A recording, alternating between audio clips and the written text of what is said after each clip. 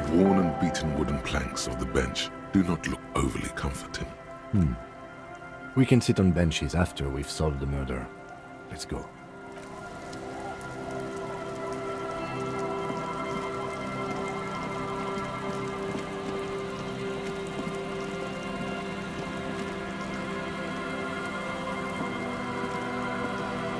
The scruffy-haired little boy kicks a stone. He can't be more than 5 years old. The other one looks indistinguishable from him. He watches his brother kick the stone with his tongue lolling out of his mouth. The kids don't reply, absorbed in their little game. What bad people? I don't think questioning 4-year-olds without their parents present is going to crack the case. Then we're definitely doing it. The stone-kicking one becomes frantic all of a sudden, as if that's something to be scared of. The obvious fact that you just stated.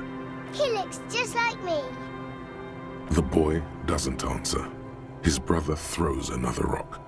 Both of their hair is covered in some kind of dirt.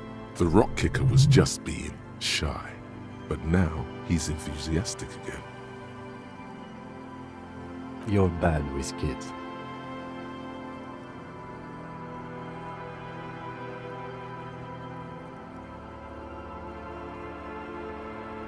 Maybe I am. Now, how about some actual police work? We are not getting anything here. The scruffy-haired...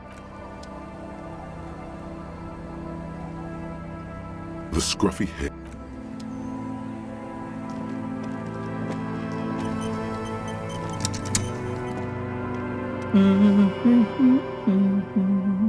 You're not sure about the melody, but it might be South Samaran, possibly Sigayan, also known as the apricot sujunti. Welcome to the fishing village. Please lean in closer. I have cataracts.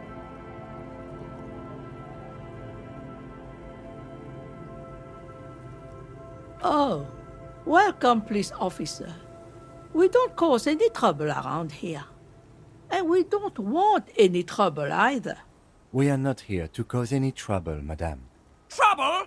Say the second thing, Bratan. Shows you got style.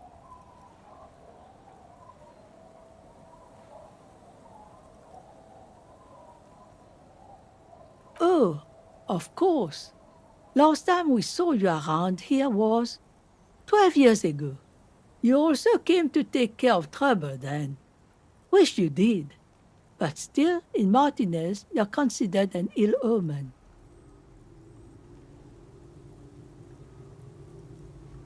No, not you personally. I meant the RCM. Some of the men got into a fight. One of them killed another, locked himself in that woodshed over there. He was brooding, needed some help opening the door. You got it open for him and took him to think about what he'd done in a more secluded place, somewhere more quiet.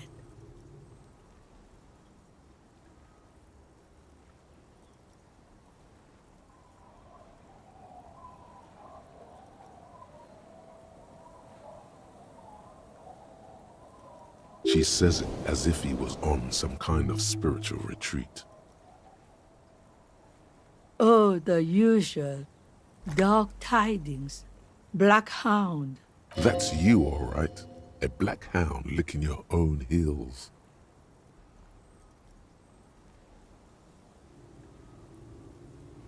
Maybe they are afraid. Because you're an ill omen. But you're still welcome here. As long as men with guns aren't chasing you. And maybe even then. Because that's the kind of fishing village we've built. I'm sorry there's not a lot of room to park the motor carriage. And not a lot of houses. Or a lot of people. My kids are long gone. Searching for treasure. So are others. Ah, look at me ramble on. What brings you to us?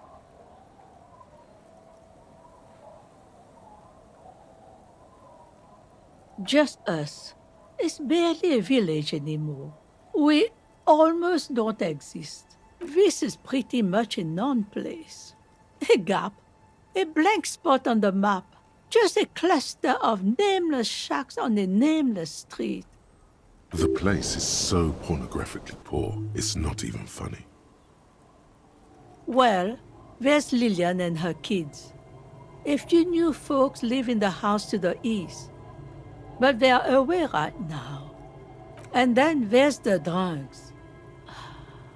Not a pretty sight, but there's little we can do about it. Home is home, even for them. Sooner or later, you'll see for yourself. Don't have to look long to find these guys. Here, for you? No, officer. The only money we have here is some coins the drunks tried hiding from their women and then forgot about.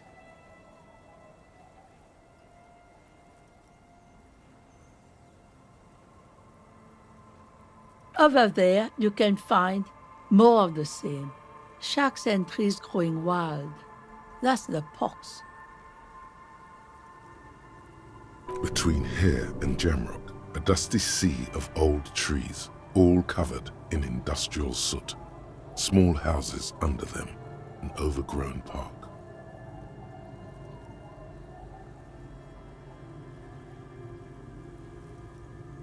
An old military hospital and its surroundings. Or it used to be, during the time of the suzerain. After the war, it was turned into a goodwill hospital for shell-shock veterans and folks looking for some quiet in the old sanatorium gardens.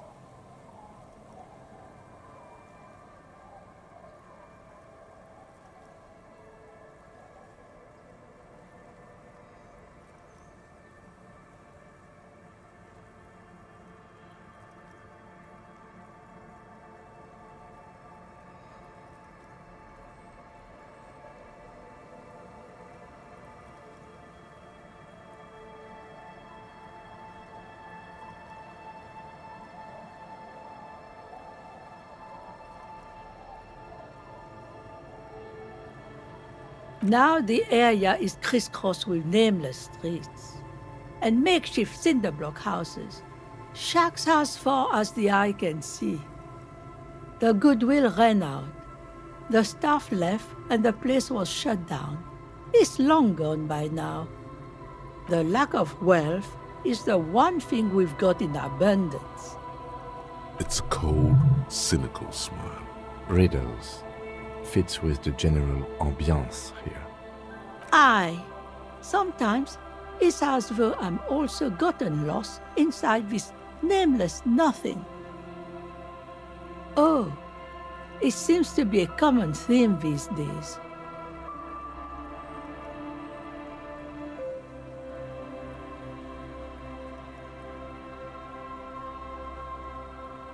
Maybe it'll be easy.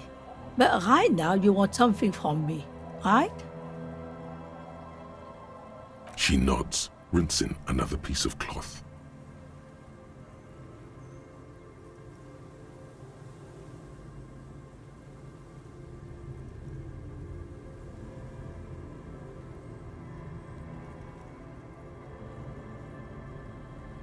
Stay? Most people here are trying to leave. That said, if lodgings is what you're looking for, I've got a free room in the shack.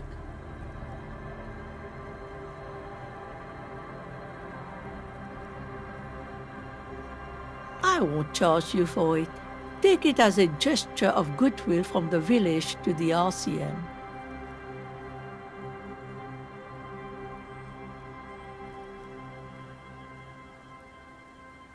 No one is using it, and God knows it's not much anyway. You can stay there. That's exactly how they get ya. That's why we built our own cinder block houses on the seaside. So we don't have to give money to those crooks. We might not look like much, but they are ours. My kids grew up and left like they do. The house is long empty now. I live in the small side attachment. It's easier and cheaper to keep warm. Aye, the room is pretty bare bones, but it's got a bed and roof over it. That's more than some folks have around here. When Varson communist revolutionary Ignas Nielsen was in hiding, he stayed in a hut on the Boreal Plateau for 10 months.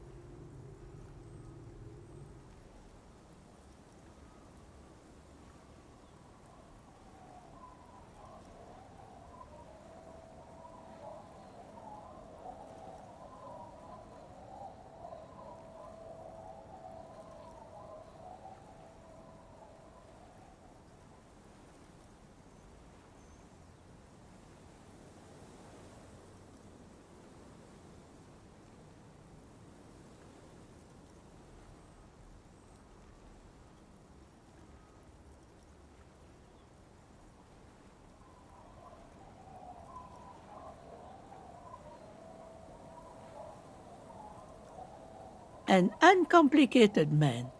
I take it that means you're interested. Don't make an old woman regret opening her house to the police. Well, if you are not in the hostel in the morning, I'll know where to find you. Here. He's a little relieved you're no longer in that room. Should he? This environment encourages one thing, and one thing only: drinking. Finally, you have those lame-os of matinees off your back, Bratan! This looks like a great place to bring chicks!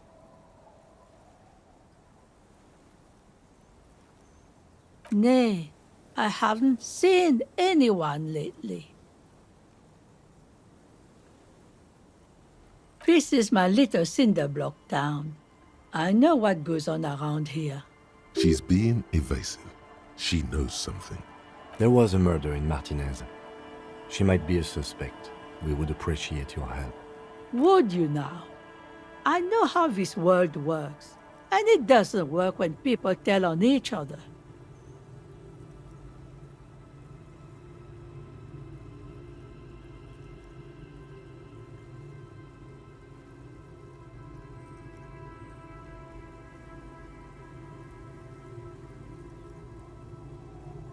No, it's not like that, man. With him, we called you. Right now, you just arrived by yourself, like a raven plucking at the window glass. Enough of this. She better start talking right now.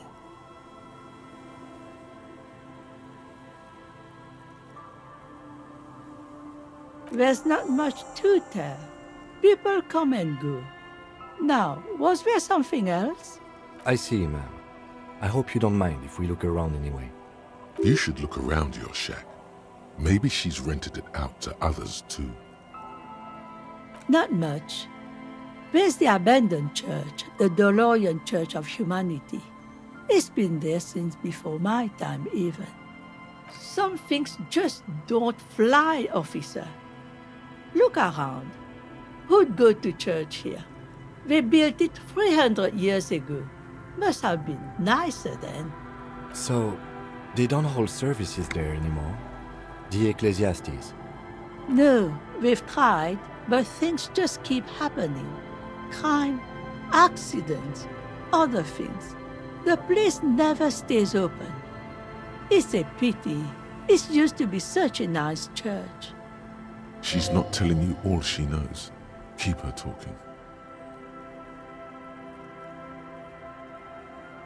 Well, there's that music from across the sea. Huh. It started a few days ago, and now it's blasting even through the night. And now, suspicious-looking people are sneaking around the church. I don't like that. Interesting. You could look into this ruckus if you have the time. Perhaps the mysterious music is somehow connected to the case. A Rusalka or a half-demonic Apsara singing.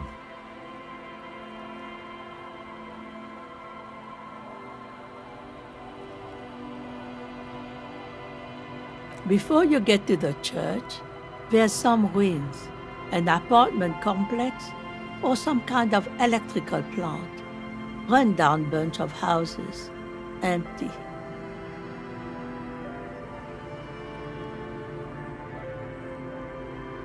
I don't know exactly. A pre-war place. It used to be something. Before the war. I wasn't here then, you know.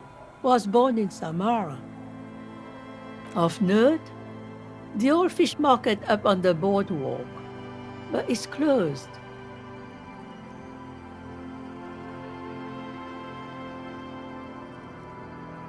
No one.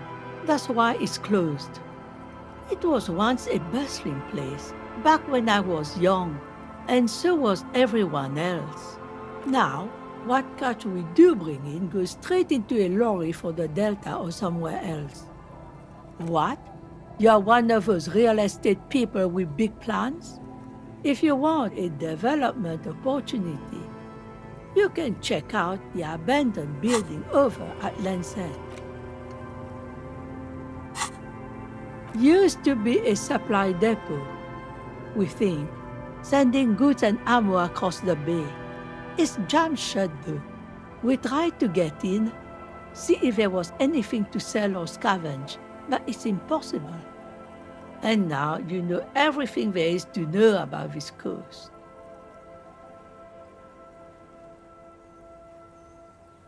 Me? No one. Just an old washerwoman. Mother called me Isabel, if that's what you're asking. And my married name is Sadie. Now it's your turn, Mr. Quite a handle you got there. So many titles.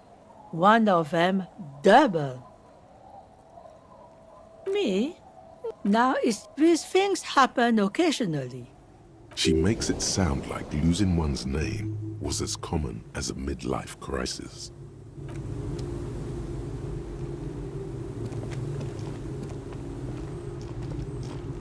The door has seen better days. The layer of paint has started to peel off due to the salt and wind from the sea. Even the lock looks slightly rusted. I'll wait outside to give you some time and privacy to check out your new living arrangement and look for any signs of Ruby. But just so you know, after we are done with the day, I'll still be staying in the whirling in rags for the night. We'll meet in front of the shack in the morning.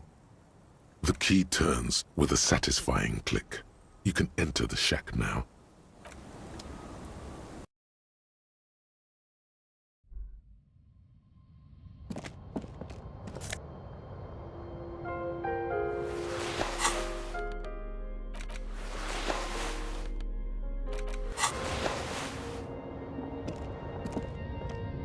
An old mirror hangs on the wall. You see the reflection of your face in it, such as it is, without the expression.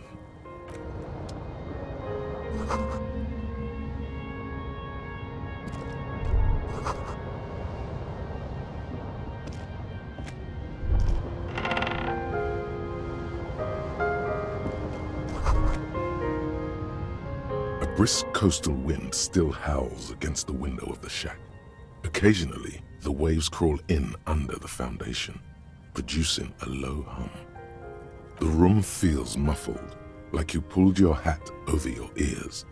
Outside, it is cold and windy, but you're inside, and it feels safe and warm.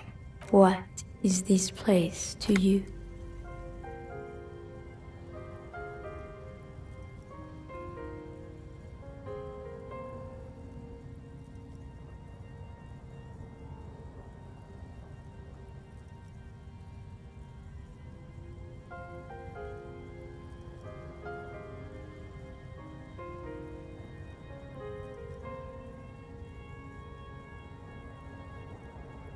Behind the half-built cinder block house at the other end of the village, there are 3 people drinking.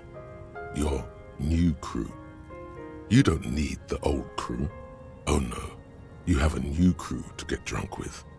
You already were a part of their crew once. You can get drunk with them again.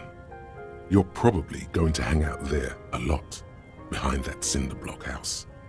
It's where you belong. Who are you talking to? There is no one here, not even cold. There is no going back. Outside, the howl of the wind has picked up. the waves crash against the stilts again. It's as if you think the thought, but in someone else's voice. Look under the floorboards.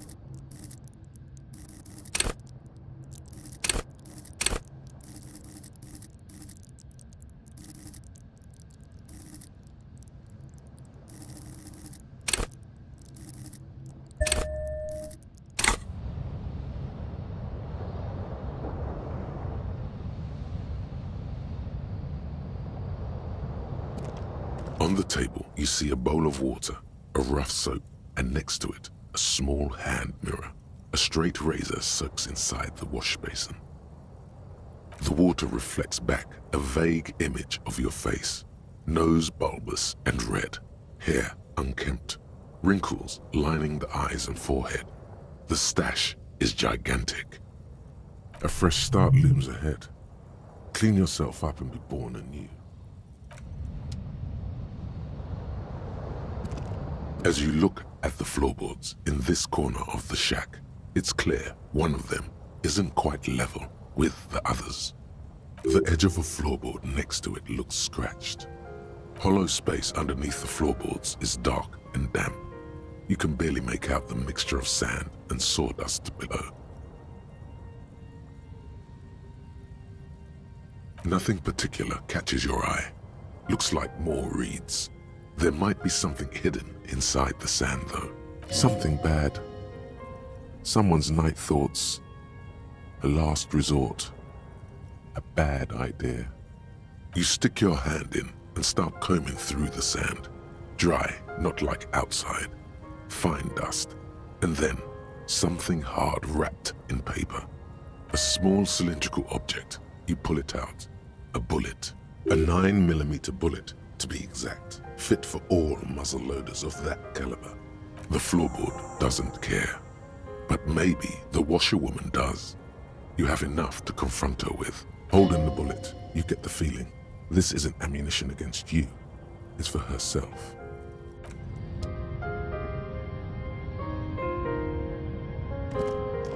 The bed is comforting, if a bit run down. Still, you've earned a rest.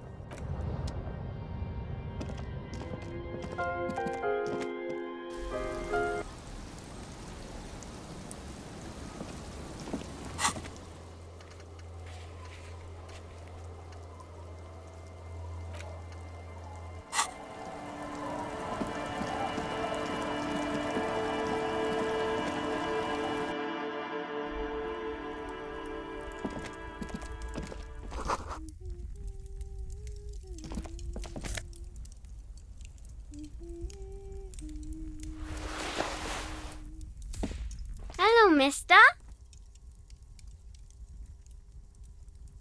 She clutches a small stuffed animal.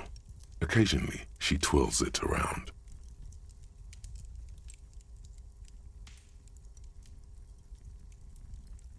Yes. They don't want to play with me. They're older and play outside. They look the same. Sometimes I can't tell them apart. They look identical. My mom's outside, and I don't really know about my dad.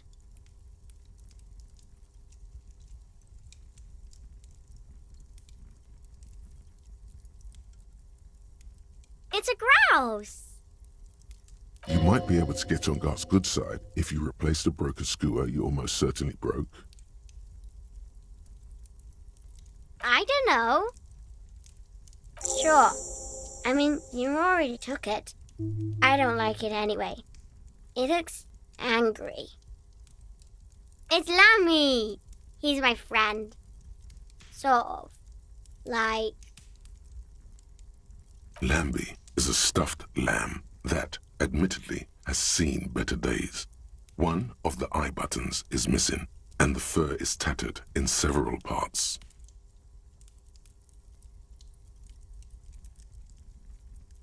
Yes, very soft. Isn't he soft? It's Lammy. Lambie is a stuffed... Lammy usually doesn't like strangers, but you're also fuzzy, like Lammy.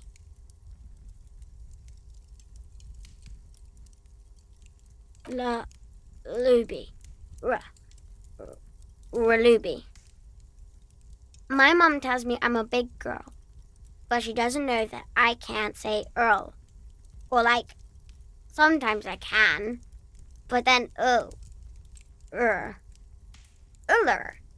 Kids. Oh, I had gloves. Very big ones. Heavy, too. Where did you get these gloves? Found them when Lemmy and I were playing hide and seek. In an empty house. Where no one lives. I think someone hid them there. She doesn't want you to think she stole them. I hid them. The twins were going to take them. They're stupid.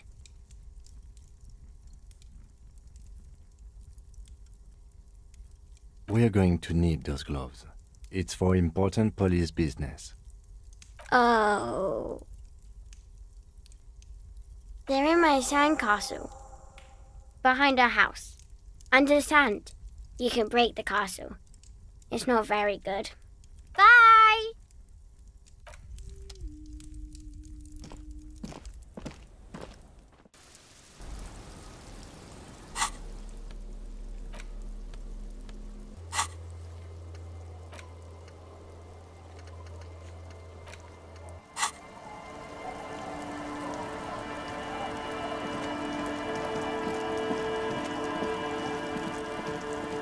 Weather has not been kind to Lily's little sandcastle. The once mighty towers are quickly eroding away. You can see something shining back to you from what must have been a vast underground catacomb network. The little castle? The reigning lord must have come upon some really tough times to let it sleep in such decrepitude. The walls and floors give way to the giant's greed, collapse and present you with a pair of ceramic gauntlets. Congratulations. That's the gauntlets down then. We're doing good on the armor collection front.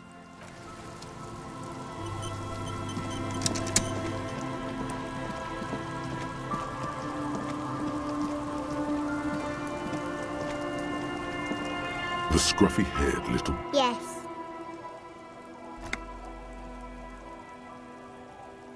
Yes.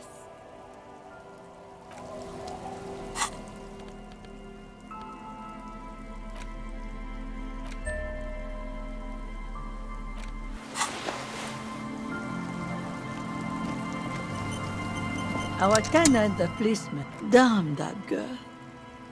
And without anger, a long and harsh life has taught her not to buckle under pressure. But you didn't put it there, did you? Gone and hid things in there? She's usually a good tenant, and not a stupid one either. Yes, I let my room to that Ruby girl.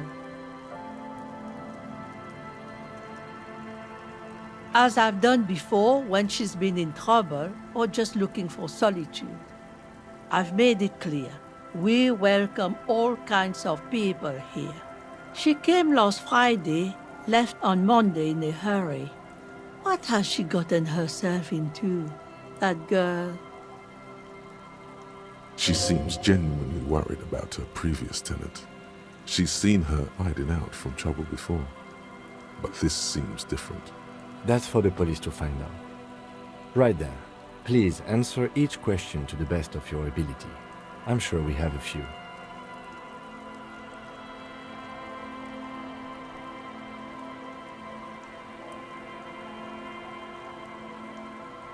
I cleaned it, like I always do. No, The truth, sire. not that I know of, though she was into nice music. She once showed me a few mixtape millions she'd made. Although I guess she was pretty handy with the mechanical and technical stuff. Even fixed the heater in the shack. You should be thankful for that.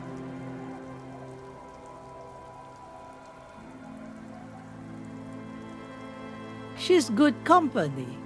Knows how to talk to an old woman. At my age, you don't get a lot of quality conversation. So I really appreciate that about her. Did she talk to you much during her last stay?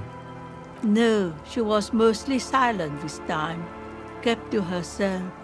She tried not to let it show, but I could tell she hadn't come to fish. Usually she likes to cast a few lines, but this time she mostly stayed in her room. Nothing of the sort. Sure, she was no stranger to the bottle. She fit in that way. But I only knew her to have a beer on the beach while watching the sunset. The sun sets for everyone. She isn't what you'd call a drunk. Even offered me some from time to time. Said it was part of the communal life. But I never saw her lose control of herself the way some people do. How would I know? She's a gruff one, but not violent. She doesn't go around toting a gun. You could ask her about your hunch, that it was a desperate measure. See if she thinks Ruby fits the bill. Aye, do tell. Exit from what?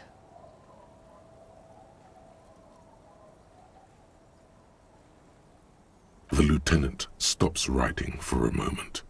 He looks at you, then at the old woman. No, she's a fighter.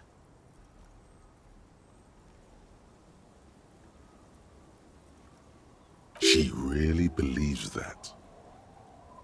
Yes, early with the dogs, around 8 o'clock, I think. She probably heard the lieutenant's Kanema drive by, and it woke her up, just like it did you. Yes. That is a downside of having a 130 kilowatt engine. It lets the bad guys know when you are coming. I don't know. Further up the coast, she tried to leave quietly, but the hinges on that door screeched like a cat in heat. Woke me up. I heard her rushing in those heavy boots, heading up north. You'll never find her, you know. She knows the coast like the back of her hand. You only just arrived. I wouldn't worry about that, ma'am. We are persistent.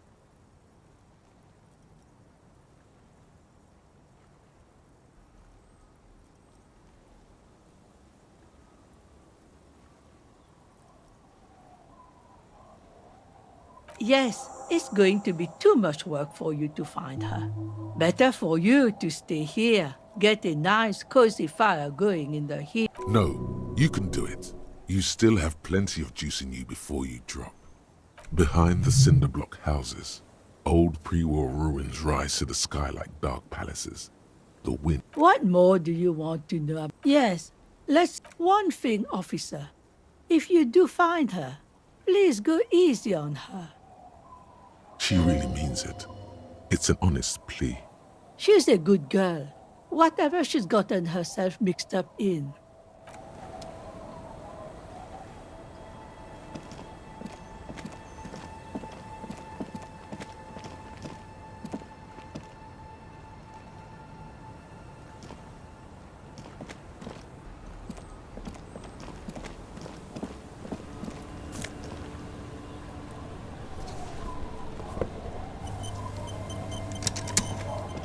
Hi, officer.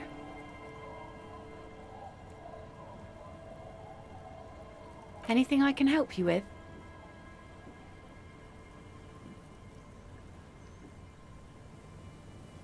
A fishing village on the seashore. This place doesn't really have a name. It's sometimes called Illisible. The sign on the street leading here is illegible. Has been since they built this place. The name is Lillian. People call me Netpicker. I think I have time for questions. And that was actually the second one. Indeed, you're always confused as to your whereabouts. Ask her about the cool sword. Helps to break the ice.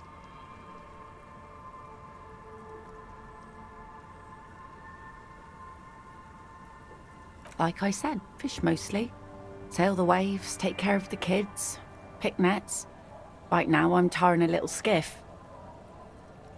I sell the fish to people in the Delta to serve at their fancy restaurants. Authentic Insular Indian cuisine. Sometimes I also walk to the beach to see what the sea has given up. The sea is full of surprises. Keep it professional, man. Don't make it sound like you're hitting on her.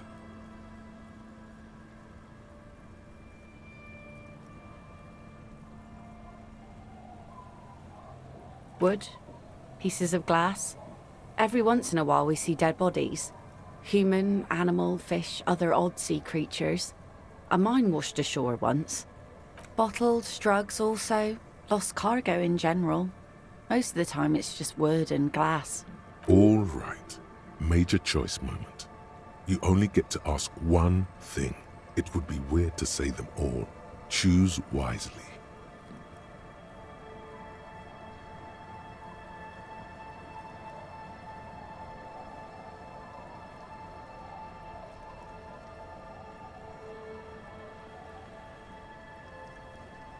And go where? The fish are plentiful here and we get enough orders to get by. It's not great, but it's something.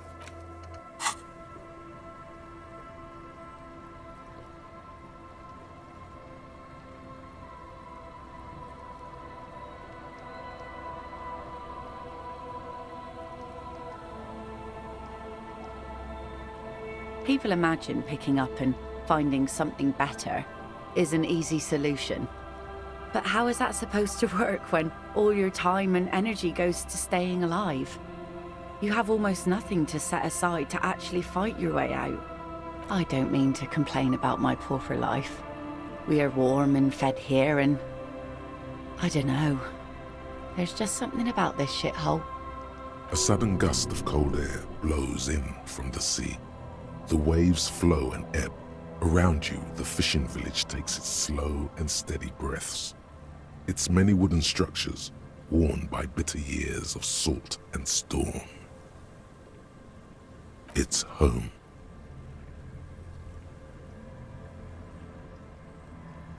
Unfortunately, the factory sold this one with a 3-year warranty instead of a story. It's to intimidate folks mostly.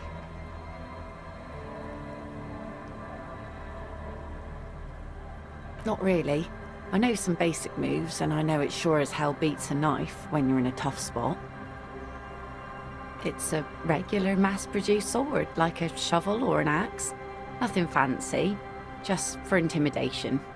From time to time, people need a lesson in respect. That's just the way it is. Back in the day, I caught the eyes of many men. And believe me, men need a lesson in manners from time to time.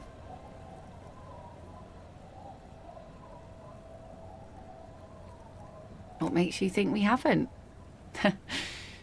The truth is that almost everyone in this life is scared and tired and stupid and too dull for that. That goes for men too. But they put on an act for us.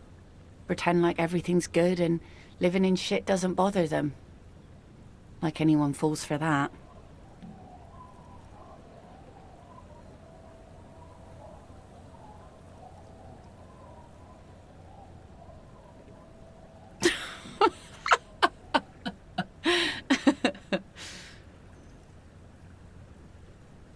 Sure. It looks as if you could face down any horror in the world with that same unchanging grin. It's like a shield. The traces of her laughter are still there, in her eyes, fading fast. No, I'm afraid not. Tempting to confiscate the blade I used to keep these animals in check.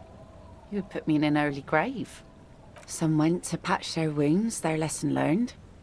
Others were more thick-headed. And one of them, I ended up marrying. Guess I enjoyed the way he bled. it is, then why the melancholy? Gone. The harbour seawall endures the wash of the freezing waves. Many things wash up against it and onto the beaches of Revachol. Some inanimate, some just no longer alive. You shudder. To the waves. The sea took him. It was a long time ago. He didn't respect the sea. Went out there, drunk like a skunk, and sure enough, one day the boat was found floating empty. The bloated corpse turned up 2 weeks later. Now, before you tell me how sorry you are for my loss, know that it was 4 years ago, and I've moved on. There's only so much mourning you can do for a drunk with sinewy muscles.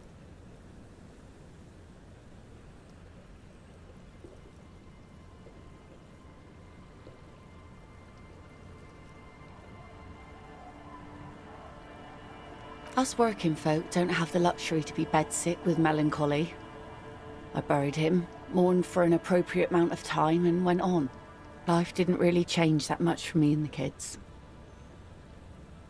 This is neither a touchy nor a very interesting topic for her.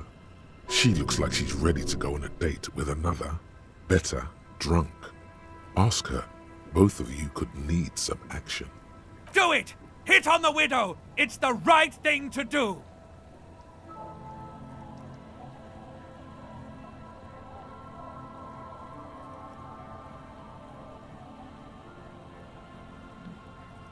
Sure is. The sun, I call her, coated with a fresh layer of tar just yesterday. It'll take some time for it to dry, assuming the sunny days continue.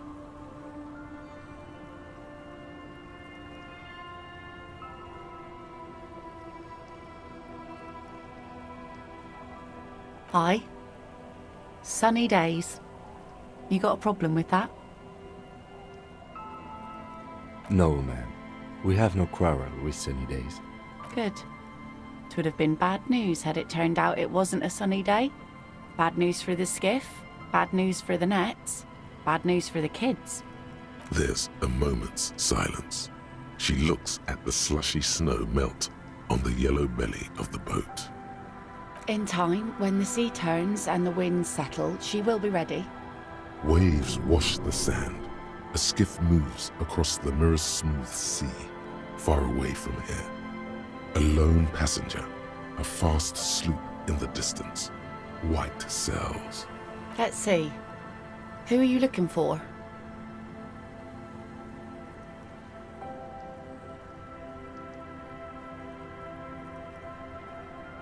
Yeah, I'm not really looking for that anymore. Not much into the middle-class ones either.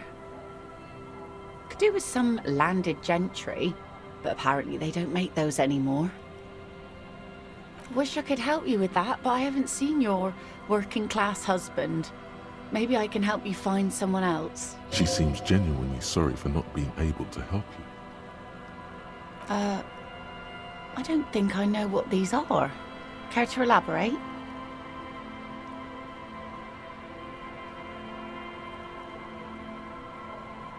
Aha! Like snowmen. Two odd guys have been wandering around here, nose in sand, talking nonsense about snowmen and the like. Right. Not only snowmen, also green men, monkey men burning rhinos. You get the picture. Oh, you're getting it. And it is gorgeous. Don't really know. Further down the peninsula, I guess. I mean, that's where they were heading. Who else are you looking for besides snowmen? Okay. When did this person stay here? Oh. I've been out on the sea for most of the past week. The weather's been good for fishing, so I usually start at 4 in the morning. Yes, that's the optimal time. Got to make the most of the calm. I've been sleeping like a corpse after. The sea really takes its toll. Now I'm just waiting for the wind to settle to get out there again. Sorry I couldn't help you out. Maybe I can help you find someone else. Really? Are you sure you're not also looking for Nadia Harnancourt? Or Ignis Nielsen? Or the great lost city of Ace under the waves? A lot of stuff.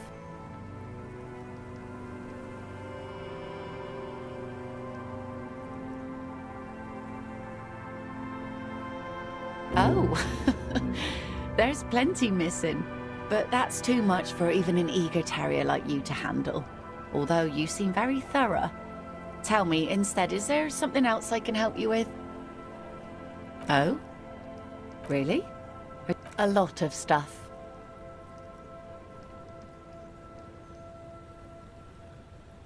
Oh, there's plenty missing, but that's too much for even an eager terrier like you to handle. Although you seem very thorough. Tell me instead, is there something else I can help you with?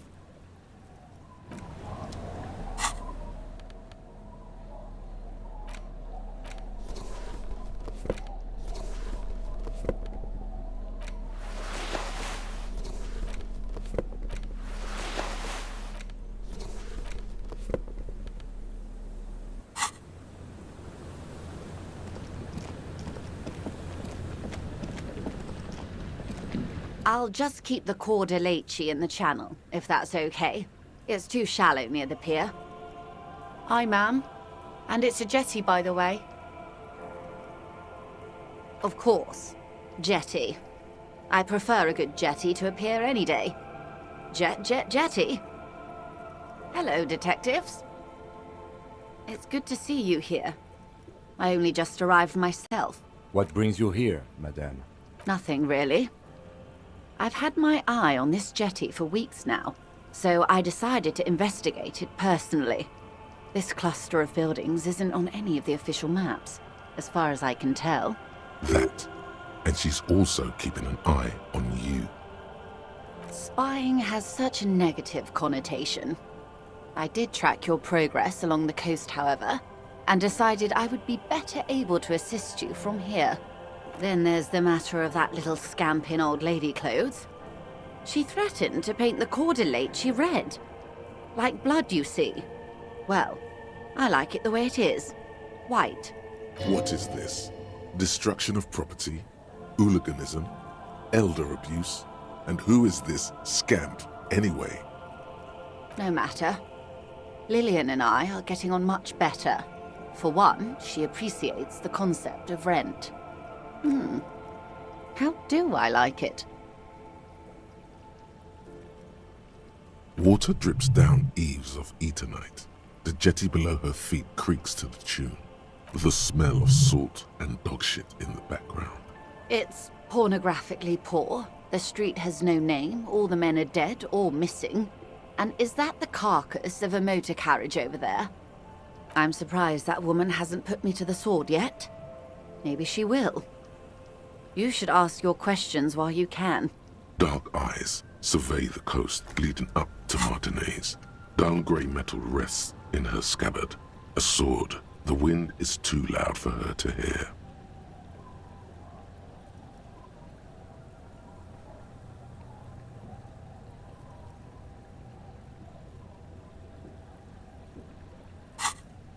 Fortunately for you, madame, the RCM is on the scene.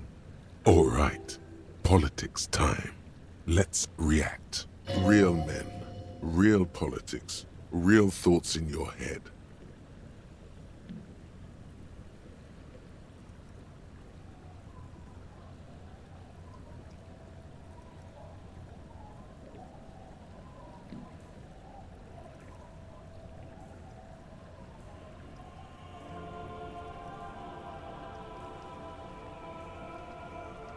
Oh, I'm not frightened, officer. I'd never... Above you, there forms a quilt of altocumulus clouds, twisting into each other. The wind tugs and stretches them over the bay.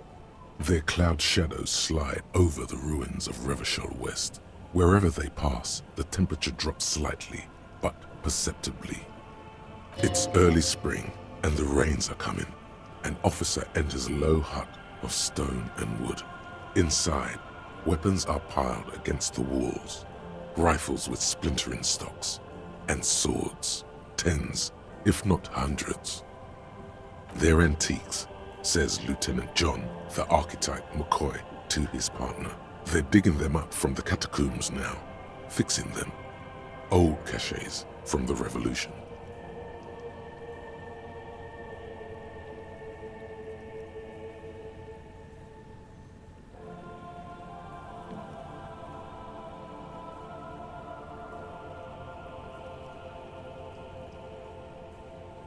The children carry them up. Come May, the streets will be flooded.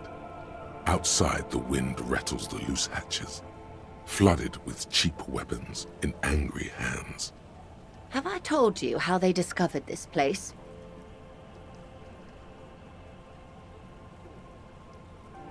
No, they're in Celindian, Isola. Well, your condition has left you no worse off than most of these people. The literacy rate is around 45% west of the river. 50 years of occupation have left these people in an oblivion of poverty.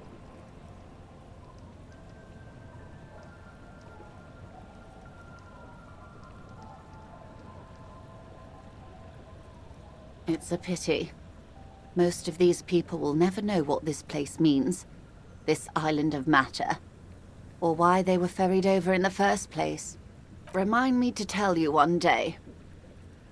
For now, how can I assist you in this new location? Do we? I hear you have singled out a suspect and are in pursuit. This is cause for cautious optimism. I would not want to delay you.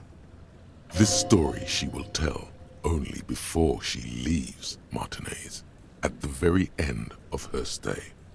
Maybe there is something else I can assist you with, while you're hot in pursuit. More lessons in basic reality. Glad to have been of assistance. The little that I know. Anything else? There was a touch of discomfort. She nods. Oh?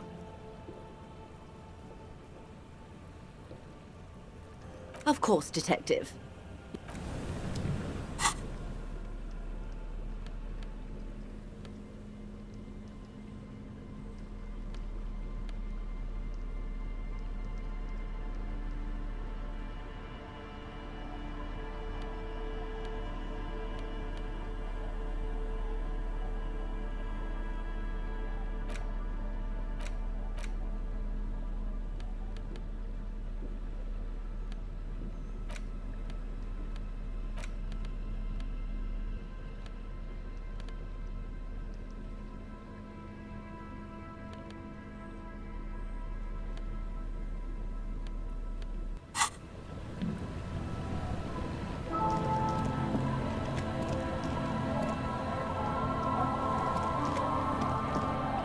Waves are beginning to die down. Look at those little bastards. Simmer down. Simmer down, bastards. Why does she care about the waves so much? What is it with waves and fishermen? We need to be out there with them, fishing, making a living. So I asked them to accommodate me. But until that happens, I can try to assist you the best I can. So, what will it be, officer? Oh, that's good to know, I guess. Why is it in the sea?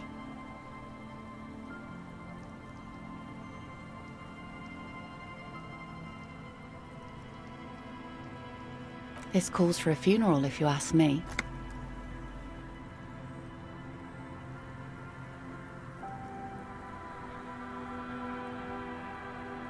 Hi. Feels deserved, don't you think? Falling in the line of duty like that and all?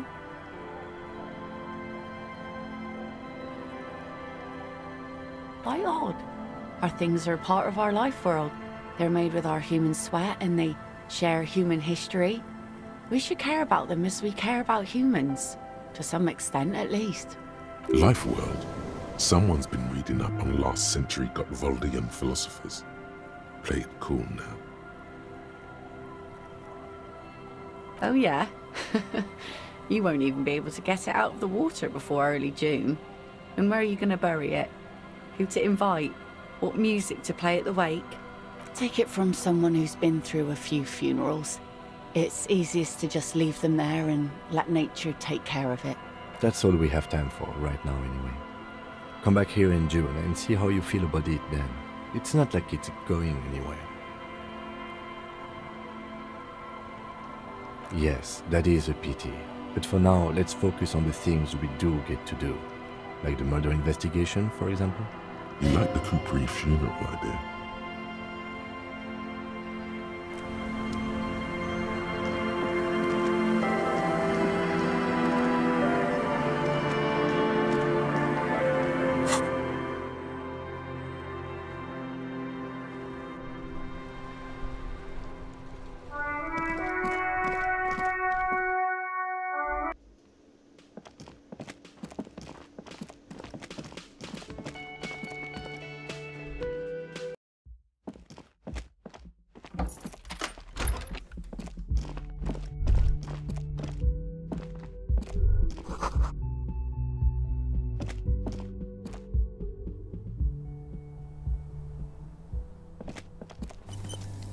This window is pristine on the inside, unlike the one next to it. A vague sense of disappointment.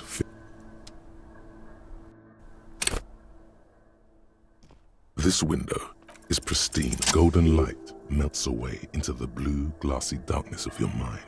In it are two neon-lit shapes, a man and a woman on the single bed. A two-hearted spider.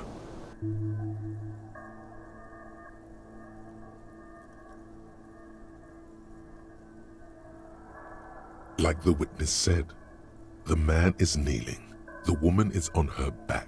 It's the night of March 4th and a shot has just been fired. The man looks directly at the woman. The shot's possible directions converge in his mouth, a ray cast from somewhere outside, entering his brain. From the roof outside, location A prime, the glass fractures around the bullet hole, shards face inwards like a corona behind the woman's back. The man does not know the bullet has entered his brain. He never will.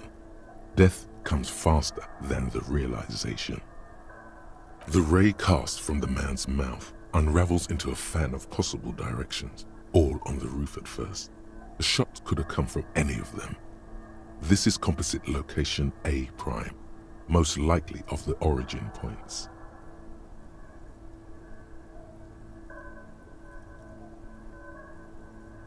There could have been. Then the rain and slush and wind washed it away. This was more than a week ago. 72%, with a weapon that fires jacketed ammunition, likely a rifle. This is a good short distance, but not too short. The perpetrator aimed with their back against the railing, or possibly kneeling for precision. This would explain why it only took them one shot. The lights were on in here. Outside it was dark. It was like shooting fish in an aquarium, a well-lit aquarium. The victim opened his mouth to let the bullet in. Neither of them would have seen anything outside in the darkness, too busy with their own bodies. None that you've found thus far, but that doesn't mean there aren't any. That's a 28%, yes. In this model, the shot could have come from a greater distance. Nothing excludes the possibility.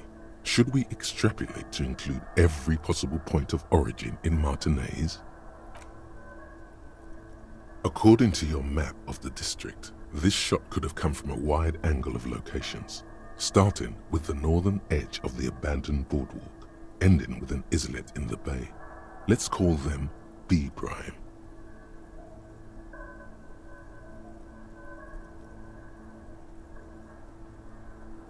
B prime for boardwalk, B double prime for Land's End, and B triple prime for the islet detective.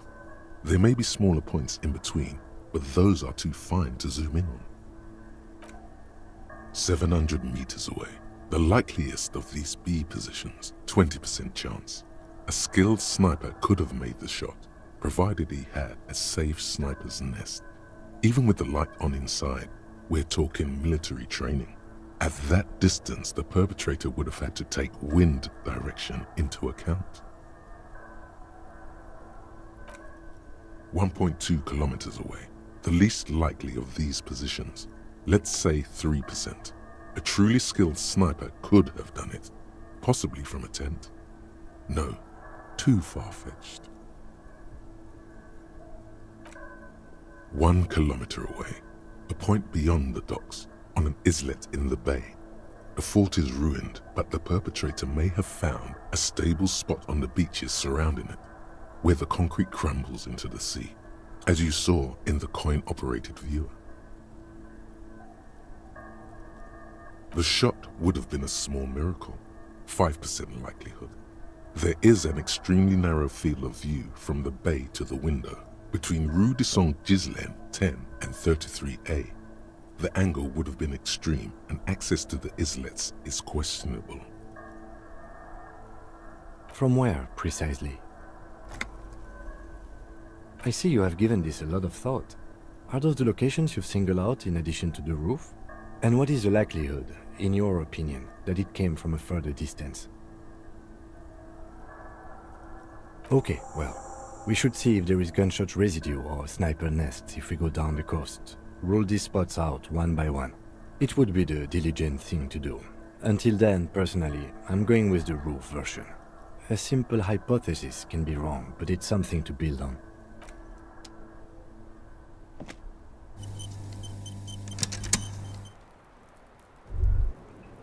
Wait, stop. That man, bloated beyond all recognition, was 42? Below the damage, the weeks of decomposition, all the swollen indignity of mortality. He was 42 years old? How old are you? That's where this is going. 45,000 liters of raw alcohol has left its disfigurements. What lies beneath, you wonder? You could ask either one of them.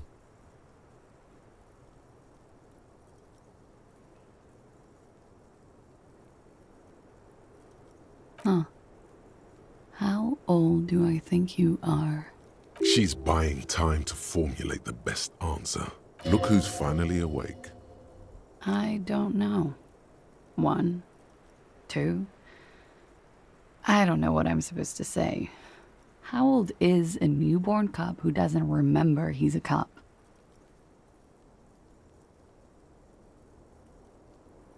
You're not. Sure he is. You know, age is just a number. Yes, but for him that number is higher than 45. Wait. This requires scientific measurements. To the laboratorium.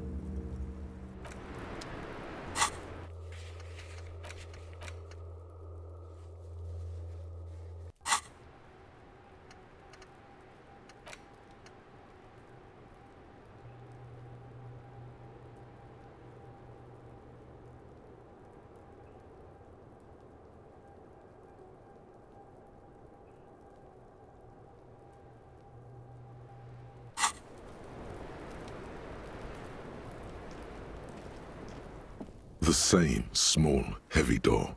No lock.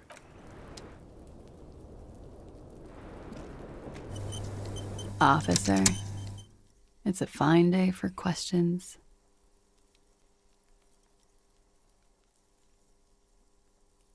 I really don't know, sir. I certainly don't feel like I've won. I feel like shit, sir. All the time. She smiles. A bitter little smile. She means it. Clearly, I haven't. We're having this conversation, aren't we? How well could it have gone, I mean? The wet wind, heavy with brine and industrial pollution from the stacks nearby, ruffles her hair. I'm stuck in Martinez just like all of us. I've been up here for... I don't know how long now. I like to call this my rooftop containment facility.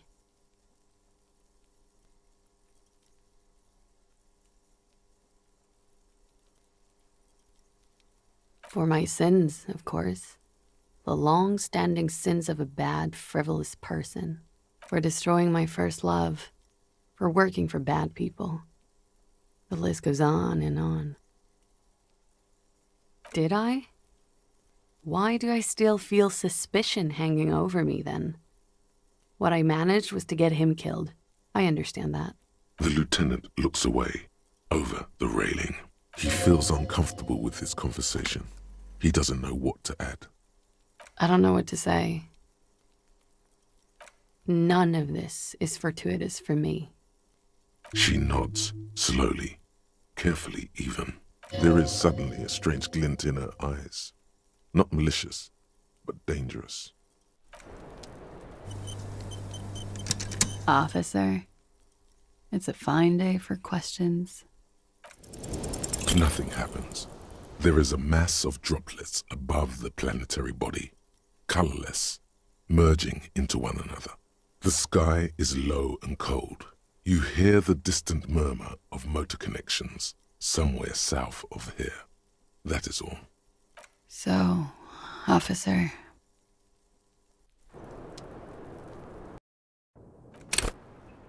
Officer? A warm column of air rises around you. Encircling the building you stand on, you feel its twisting shape, bits of paper and birds on the thermal, along with several million liters of water, all rising up into the great Encelindian sky. Because it's warm, from the gathering spring, from the oceanic current flowing into the bay, the people on the streets, and the machines that hum in the harbor. Heavy fuel oils, too.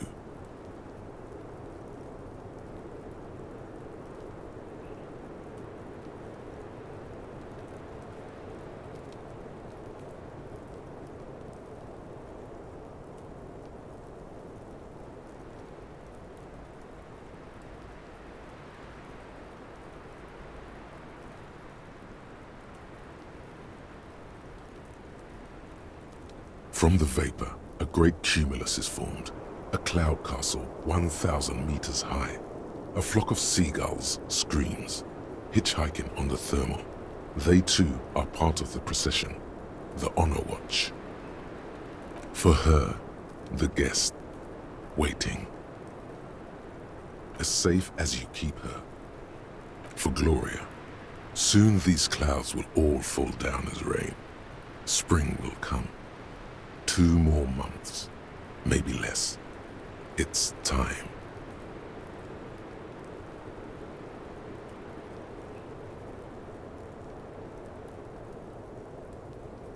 You mean here in Martinez?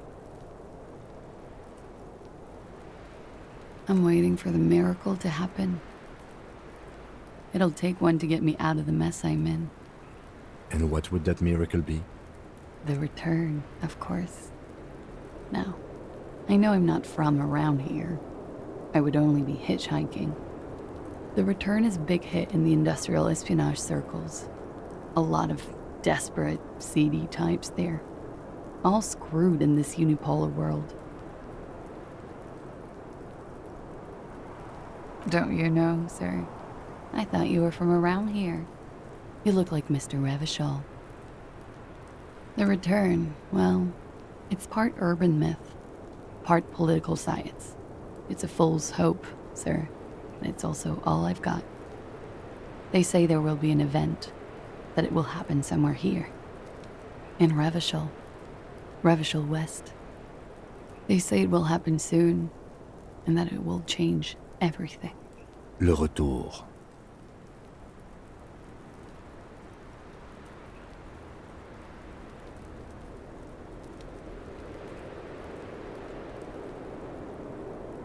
Of the king, of the nation, of communism, return on investment.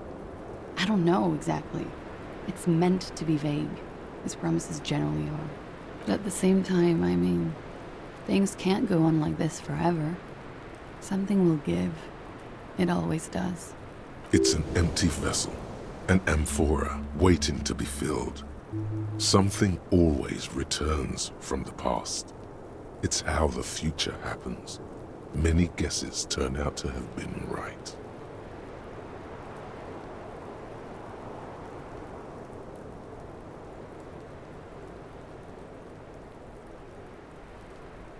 Soon. But it's been soon for almost half a century now, so don't hold your breath.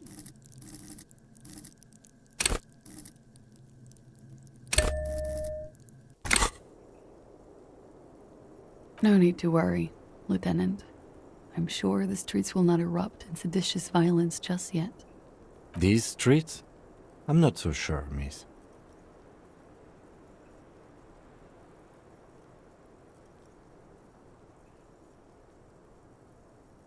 As I said, there's talk. In the competitive intelligence crowd, a lot of people, like me, we need a new color on the map. It's all blue, you see, and that blue doesn't like us. No, I came all this way on a false passport and some money. To hide, mostly. In the most volatile part of the Real Belt, where it's easiest to disappear. Where the walls are still porous and you can slip through.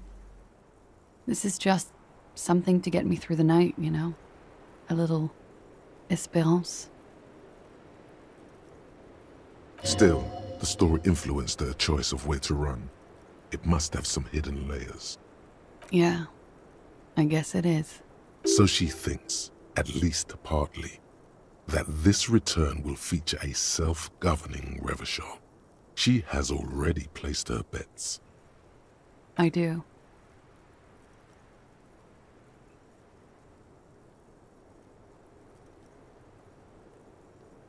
I agree, Detective. Something is coming. Trouble. It will be a hot spring. I don't know what exactly, but... Something is happening in this city. I can feel it when I'm out here at night. Her thought trails off. The wind picks up again. Above her, a great cumulus cloud rises, ready to fall down as precipitation. April will come, then May.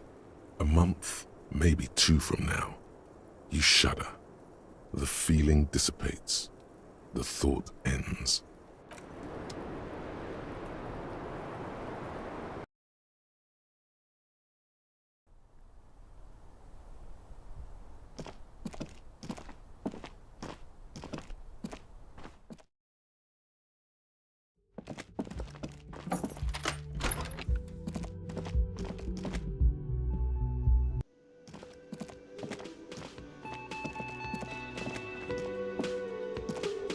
Again? Yes, sir.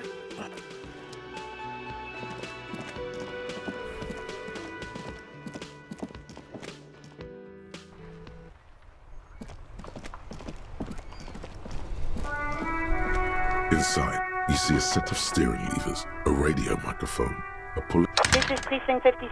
Yes, I got the mercenary's name and a few biographical details. Are you ready? The lieutenant leans in to listen, notebook in hand. That suit of armor was issued to an Oranese citizen named Ellis Kortenaer. That's Ellis Kortenaer.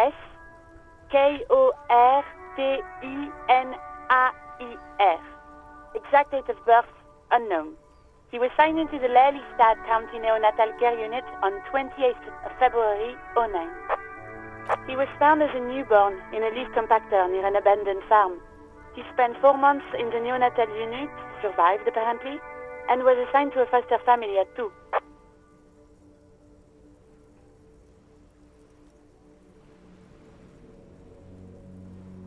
According to Clausia, Lele said his real name wasn't really his. Perhaps that's because he was fostered. This is what the ICP knows about him.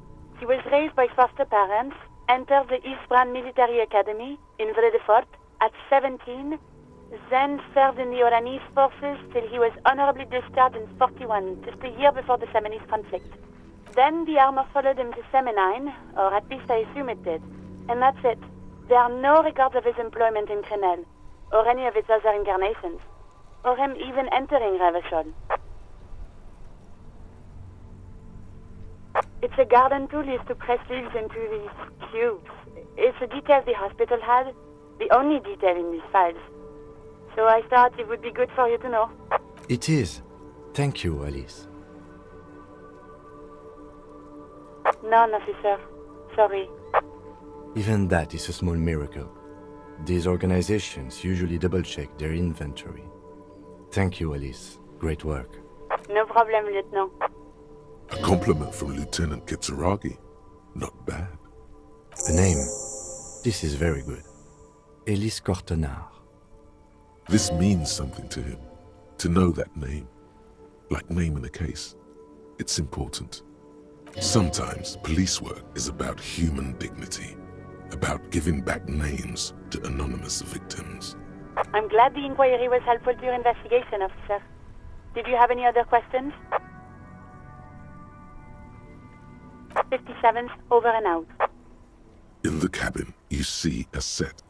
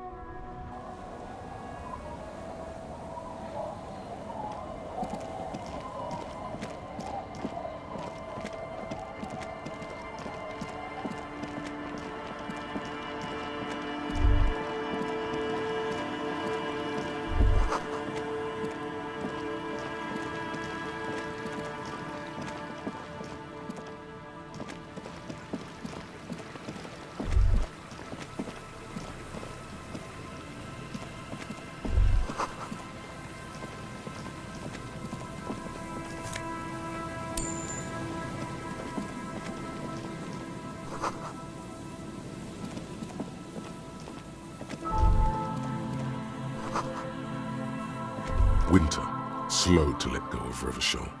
Flecks some more wet snow from above. The snow falls lazily, making the beach sand paler still, mixing with the rust-colored sewage runoff. And to think, it seemed as though it were already spring. You're warm in your hat and your coat. Like a well-equipped explorer, you comfortably survey the white landscape. More winding coastlines lined with abandoned buildings, crumbling piers, salt water lapping at their dark piles, grey and red forgotten city blocks, what remains of the pre-revolutionary effort to gentrify the coast. The waters turn black, coal city in the shadow of San Martin, a boom town, back when coal extracted from countless shafts near the city was needed to power Revachol. No more. The coal was supplanted by petroleum from the ocean floor and hydropower from the Esperance. Everything crumbled. These days, only the weakest remain in Coal City. Their hopes of getting rich linger in the defunct shafts under their feet. Below the old mines, l'Océan Municipal, Revachol's underground cemetery, Le Petit Rat, braved the underground passageways, trying to get to Le Royaume.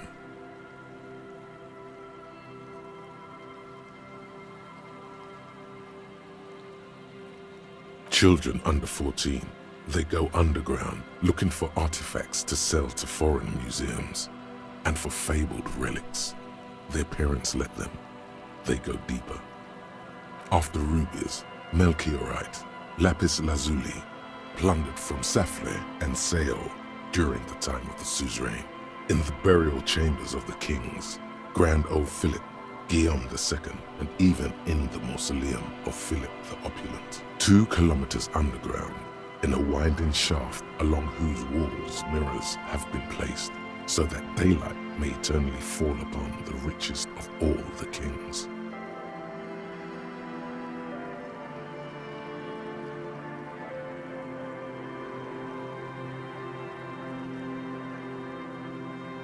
The mausoleum contains untold quantities of gold, and that special, purest of the pure magenta cocaine, favored by Revacholian royalty.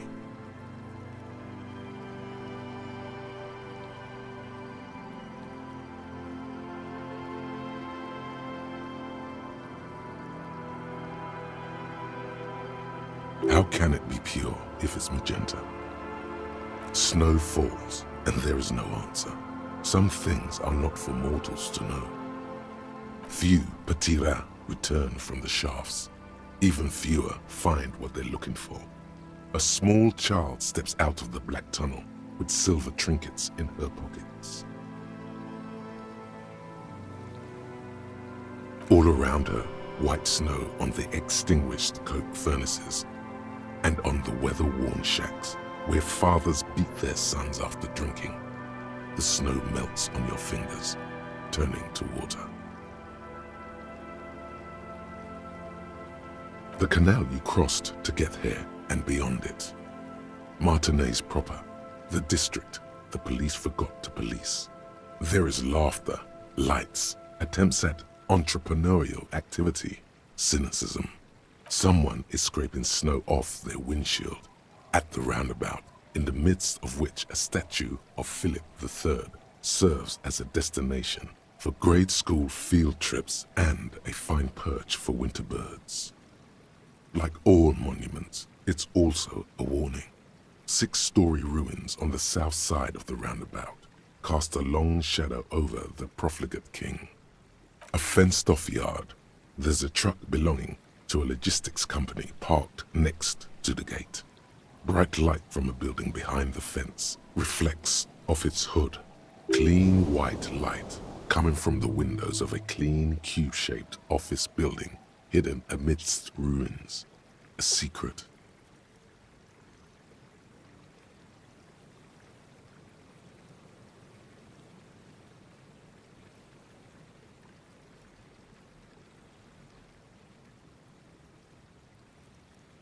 The abandoned church, one of 2 remaining stave churches, which were collectively called Les Sept Sœurs, The other 6 sisters were destroyed during the revolution.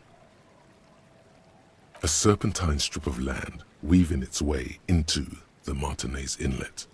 Unfortunates on the run from the law, from themselves, sometimes hide out on nearby islets. Little dots in the ocean that are occasionally submerged when the tide is high and the weather foul. The remains of a camp on a jagged piece of rock, a tent, old dishes and cutlery, long since abandoned. A hermit crab scuttles among the debris, looking for a new shell. Further out, the lights burn bright on Resurrection. Way beyond Martinez, a popular spa destination for ample-bodied Ozon kids with equally ample pockets. Then there's Ozon, but the snow falls too thick. You cannot see that far. The Bay of Revachol, vastness, great depth, over 1,200 meters at its deepest. Water air brinier than here. It is crisscrossed by huge cargo ships bearing company logos. Wild pines, Zam, Mauryan.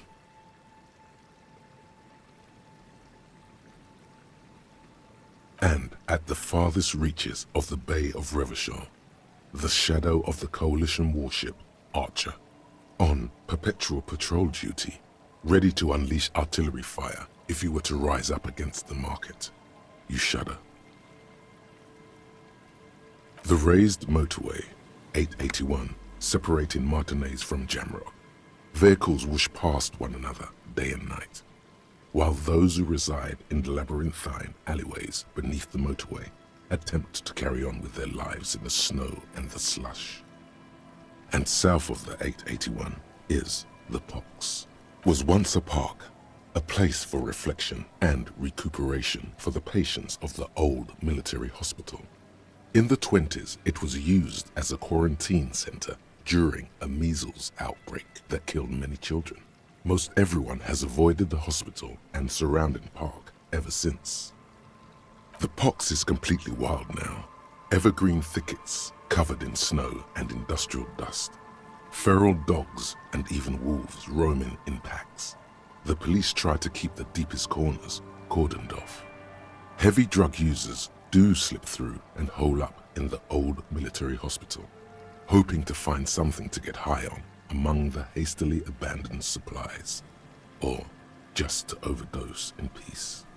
A line of motor garages with armored carapaces hunched in the cold. A mechanic is hard at work, patching up bullet holes in the side of a Capri 40. These are the garages of Precinct 41. Snow settles on the roof of the repurposed silk mill. It serves as your station. Shivering RCM personnel hurry in and out of the main entrance. Around you, the snow continues to fall. To the west, the ocean swells. The stairs descend to central Jamrock. A man named Cooklove has a snow-covered stall there in the market across the bridge. He sells kebab infested with fly larvae to your colleagues who believe eating it will make them immune to food poisoning.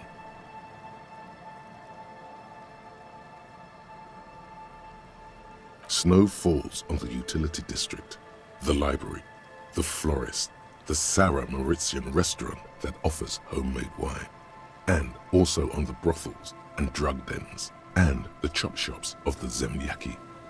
All of this built around a lake that formed in a meteorite strike. At the center of this lake, there is a little ship. There are lights at the bottom of its hull. They are lights directed toward the seafloor, looking for something, like whiskers.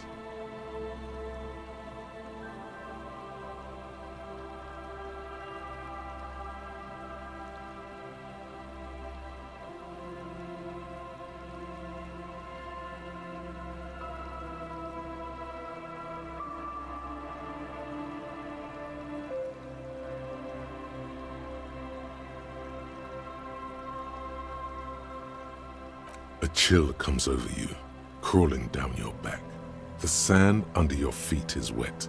Somewhere in the south, tarpaulin flap in the wind. Layer upon layer of sand poisoned with industrial runoff, the storm drainage, hidden bunkers. Rats scuttle. Someone stuffed a big old polar anorak into a concrete pipe under the boardwalk. It would keep you warm. You will probably never happen across it, but who knows? Near, snow falls into dark water. She prays, though she doesn't believe. There is a hum in the air. That's all. We should keep moving.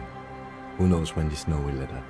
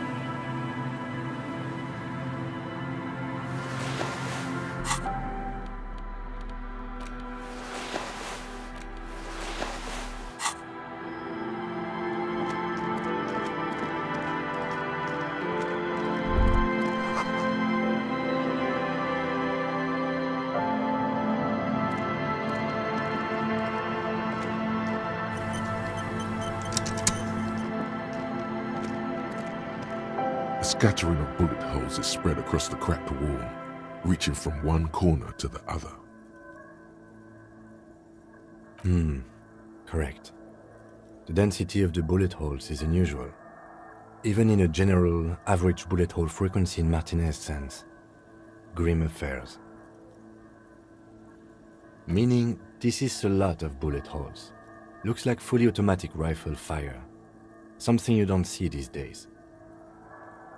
The manufacturing and sale of automatic rifles was curtailed after the revolution. The destructive power of such tools proved to be too much. We do need to retain some humanity in this world. Unable to piece together the big picture just now, there's a hole in their hypothesis. The scattering of bullet holes looks like one giant smiling mouth, smiling its deadly smile, laughing at you and the world and the living.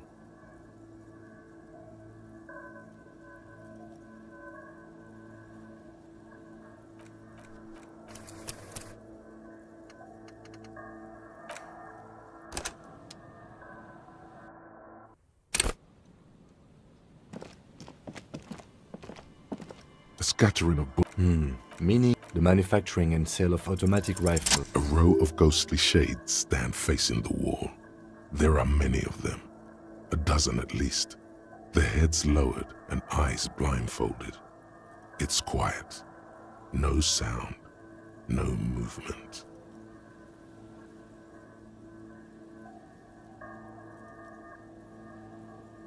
"10 meters away, other shades are lined up in an orderly manner, automatic rifles primed. A gust of wind blows by. The coats of the firing squad flap slowly in the breeze. A single person stands on the side. The sun blazes high up in the sky, baking the planks, the sand, your skin. The order was carried out in the afternoon. A long time has passed since the moment of this fusillading. Rain and brine have since washed all the blood away. Not a trace remains. The abundance of bullet holes leads to two options. Either an inordinate amount of executions were performed here, or they did not use a conscience round, where only one soldier has the loaded rifle. Looks like this was a mass execution with everyone fully armed.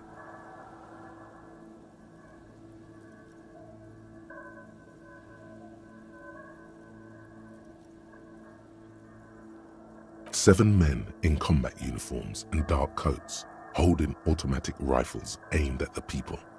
Soldiers from some side, but from which one?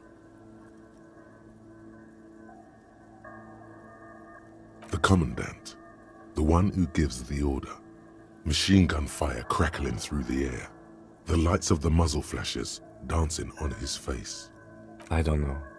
I don't know who died here, lined up beside that horrible wall. It could have been any of the parties involved in the revolution. Perhaps the ones executed here were the loyalist conservatives, killed by the communists at the start of the Civil War. Or it could have been the communists, put to death during the last stretch of the conflict by the coalition forces. It could even have been the employees of the failed R&D center down the coast, as their building was taken over by the revolutionaries. Or maybe... Yeah. It's very unlikely the coalition forces were the ones who died here. They were always the last ones against the wall. To be honest, if a coalition member was anyone in this situation, it was a commandant, the superior giving the orders. A host of men, probably in everyday clothes, ragged from the conflict and covered in dust. They were not sitting, a common practice for executions in some nations, as demonstrated by the height level of the bullet holes. They stand, facing the wall. It's impossible to discern any details about their personality or background. Ordinary people, familiar, each and every one of them. Comrades, the forsaken, the wretched, who tried to rise against the horrors of the world. A cold sea wind blows away the figures.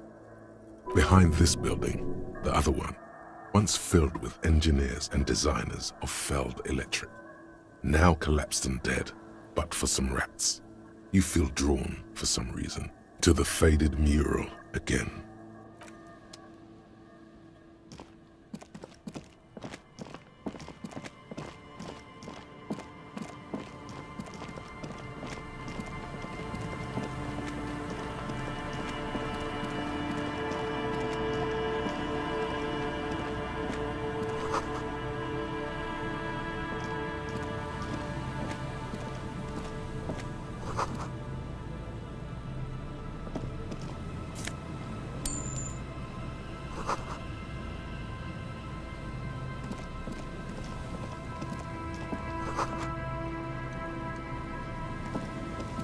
A metal and plastic contraption bobs up and down amidst the trembling reeds.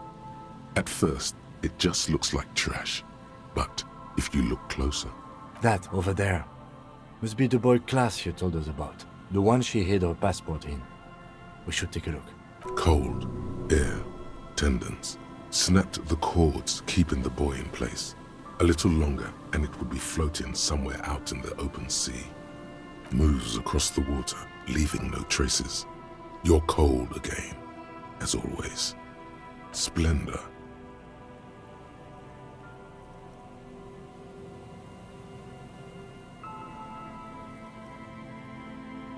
Indeed.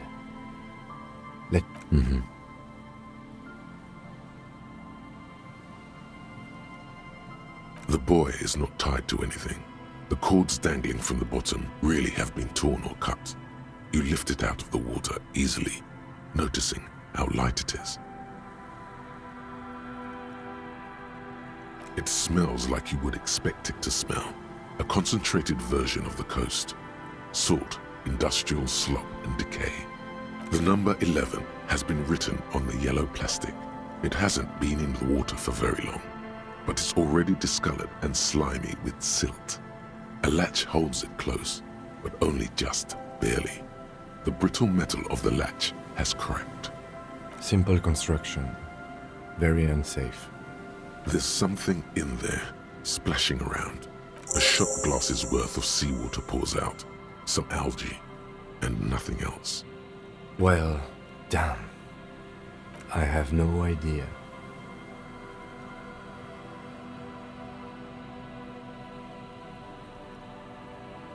Or think we do. This is a small loose end, either way. Not important, I hope.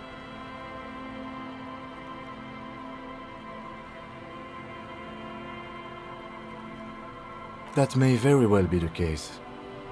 We should keep an eye on her. Nothing more for us to do here. Let's go. You could ask the miss what she thinks, later, if you have the time, though you doubt she'll tell you much at this point. I have no idea. Or think we do. In my experience, cryptids are generally uninterested in travel documents. You could ask the miss what she...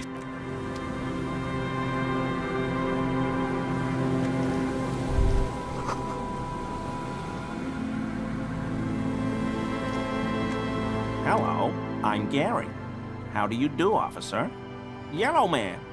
I mean, officer. The lieutenant raises his eyebrows slightly and takes out his notebook. Yellow man. Interesting. This is something to ask him about, after a little probing first. I'm just waiting for my friend Morel to finish up with his insect traps so we can return to civilization.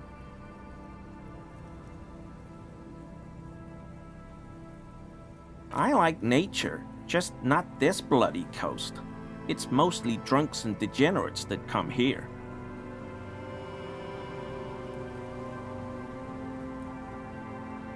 Oh, I've been tempted. But someone has to stay strong for Revocol. He pronounces Revocol with a hard K, unlike other people. Serious question time. This man is no innocent. No one is.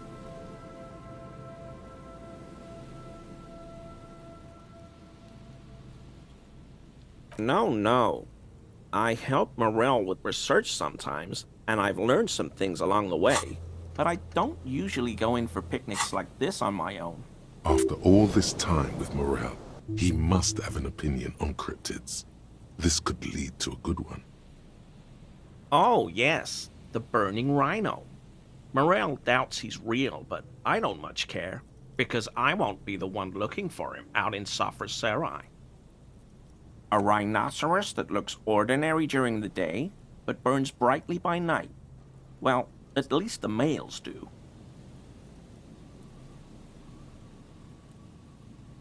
They have special ducts just above their shoulder blades that secrete a combustible fluid. When the rhino is just beginning to light itself, it looks as though it has wings of fire. But how is this combustible fluid lit? The rhino starts running very fast to build heat, then stops, raises its head, and sparks fly from its neck, setting its back ablaze. Yeah, well, Revacol used to be a flaming rhino once, a long time ago. That seems unlikely too, doesn't it? Super solid argument, Gary. Can't argue with that. The flames are not just for decoration. They are an integral part of the beast's mating behavior.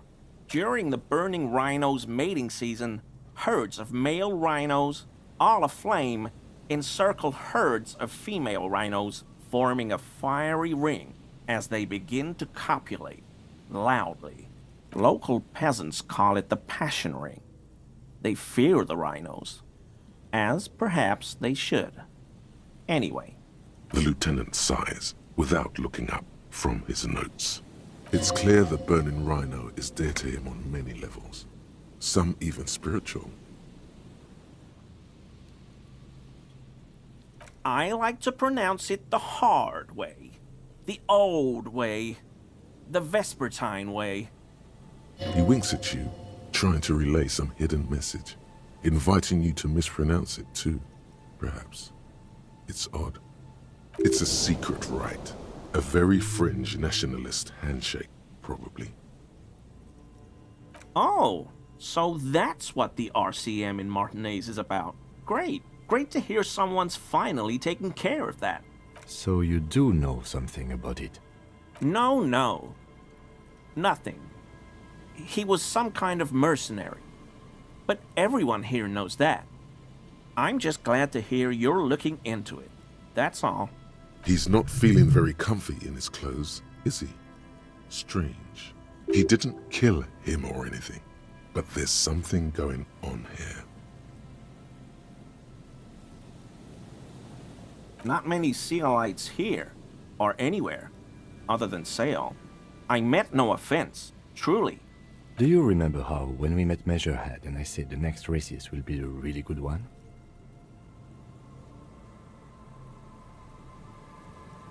Well, this is that racist.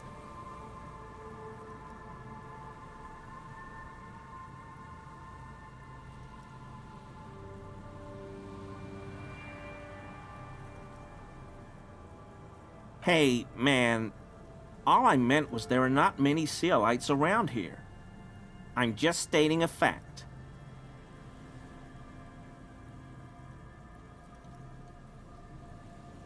No problem at all. Sounds like some conspiracy topic.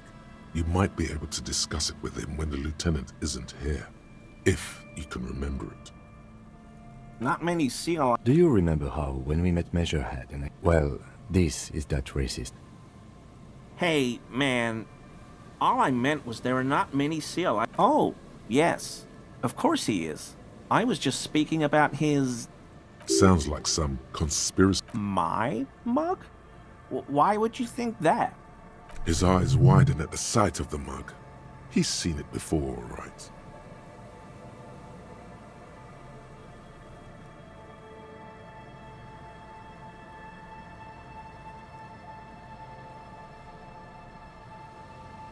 I may have had a similar looking mug in the past. That's all.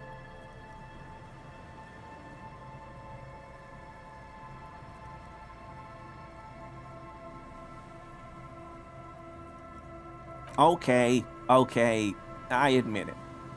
I threw the mug away in the trash container behind the hostel. I know I shouldn't have, and I am very sorry, officer. You're not going to find me, are you?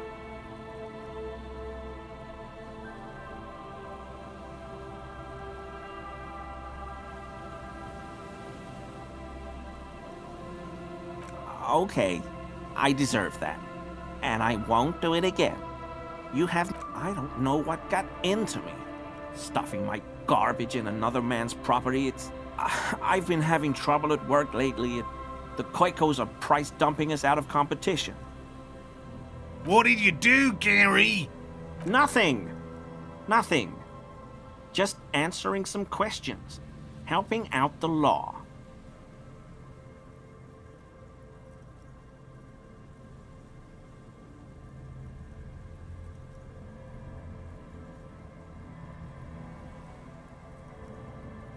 I know a guy who works with the trash collection services, CS Municipal. He gave me a master key for the trash containers of Martinez, so I can use the Whirling's trash compactor to store my own stuff. Garbage disposal is expensive as hell. The damn Bohemians run it like a mob. I'm sorry, okay? I thought I could cut costs. I shouldn't have. I shouldn't have disgraced myself. Disgraced? No need for the histrionic, sir. It was, after all, just a trash container. He studies his reaction. Gary doesn't answer. Officer, please. Let me explain. It's not like that. I was only cleaning up. I live right across the yard from where he was hanged, and I saw him stripped naked. All the clothes lying around in the yard, smelling. People are animals, you know? Then I came out to clean up the rags because no one else would. I put them into the Whirling's trash, along with a broken mug, admittedly. Okay, I was coming to throw the mug away, and, well, I threw the mug there and the clothes too. Right. It was just civic duty. Exactly. That's exactly what it was. Civic duty.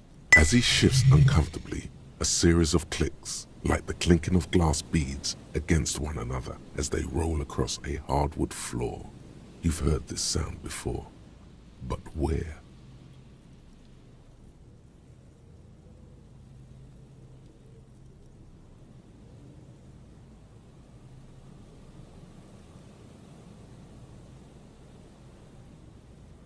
Armor?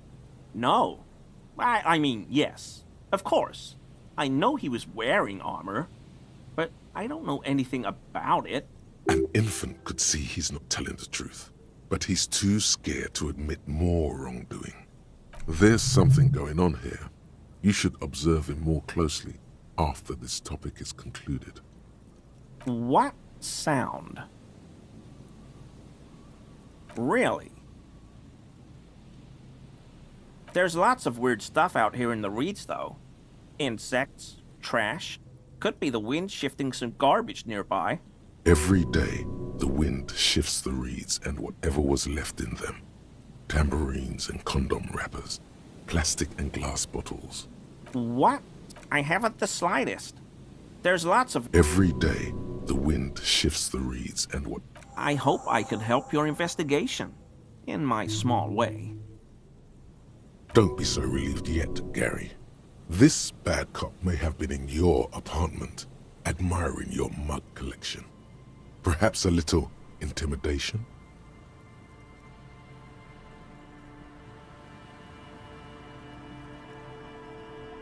Sure do, officer. His eyes narrow slightly. He's wondering where this is going.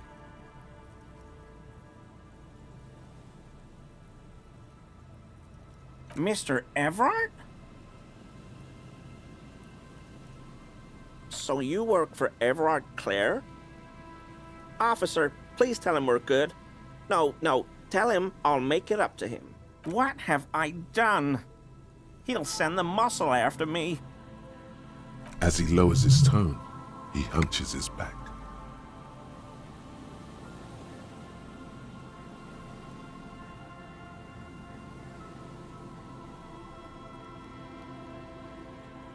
What could it be about?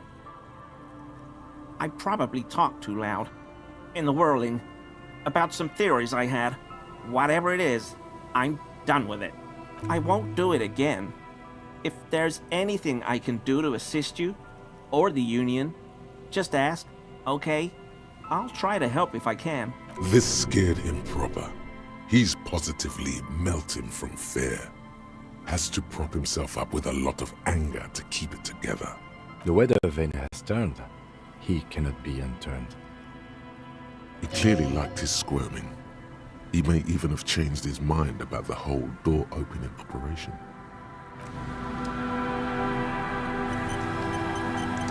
Always a pleasure. I mean, officers. That shirt looks very uncomfortable on him. Look at the buttons, barely keeping that thing together, as if something is ready to rip out from underneath. Yes, like a piece of ceramic armor, for example. One that makes a clicking sound when the plates meet each other, resembling pearls or marbles, stolen from the corpse in the yard near where he lives. I knew you'd figure it out, officer. I'm sorry I didn't tell you at once. I was ashamed of what I did. And I didn't want you to know. We're not detecting falsehood, sire. He's gearing up to admit the truth. This shame is surprisingly sincere. Gary, what's going on? Later, Morale. I've got apologizing to do. No, you've got explaining to do.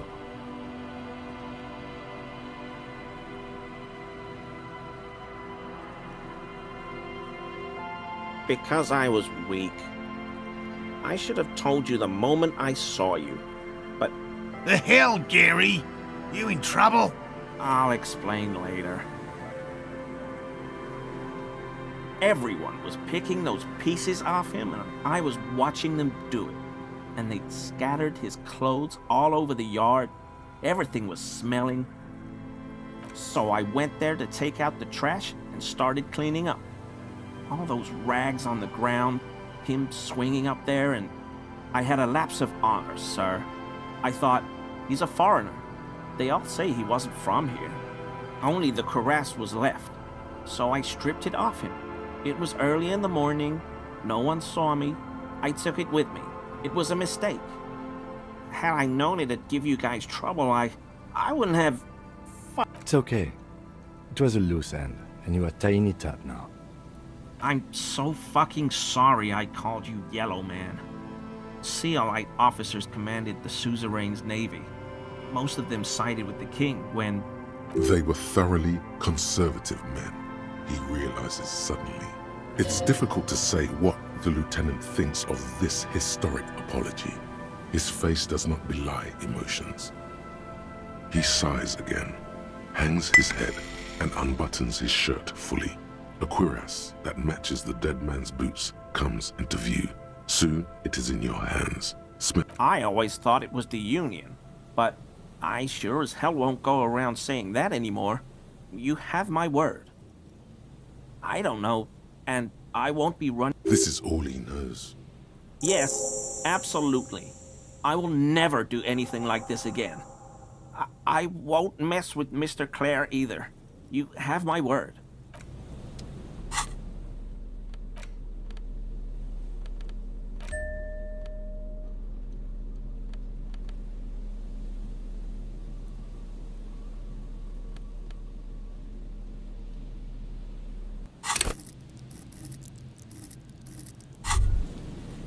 The white ceramic cuirass hugs your torso, shielding your vitals without adding much bulk to your form. Your movements cause tiny little clicks, like dice rolling somewhere far away, as the plates reorient to your motions.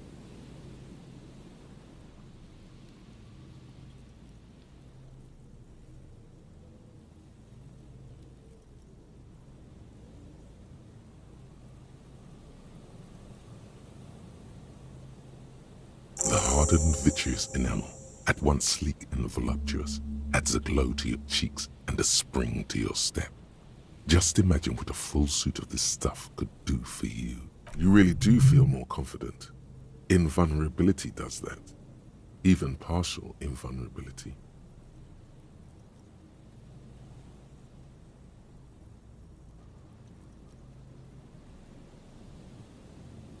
Remember, this is a highly specialized kinetic redistributor meant to stop bullets. Wear it. Observe its properties. See if there's a weakness in the design. For the day you have to fight someone covered in the same material.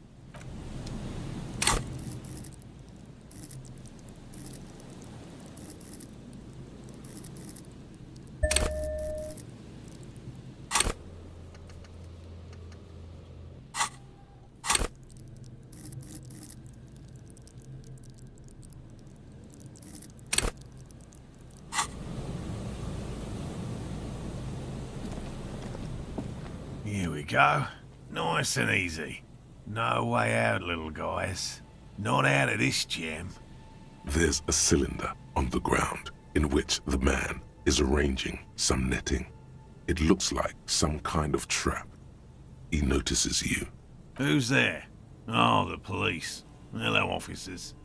His self-conscious enthusiasm renders his movements ungainly. He looks like your understanding of a scientist.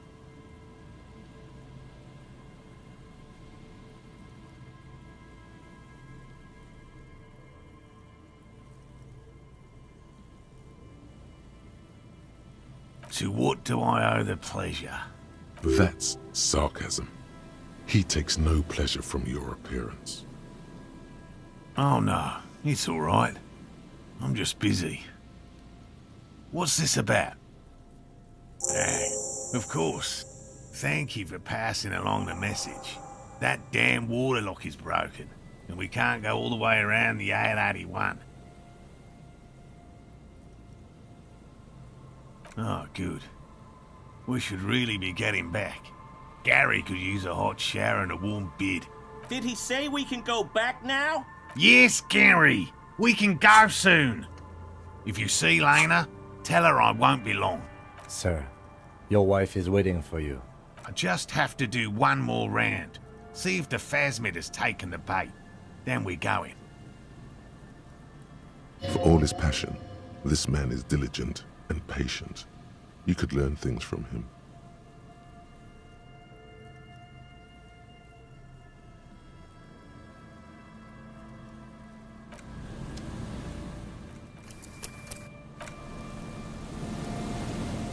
Hello, hello.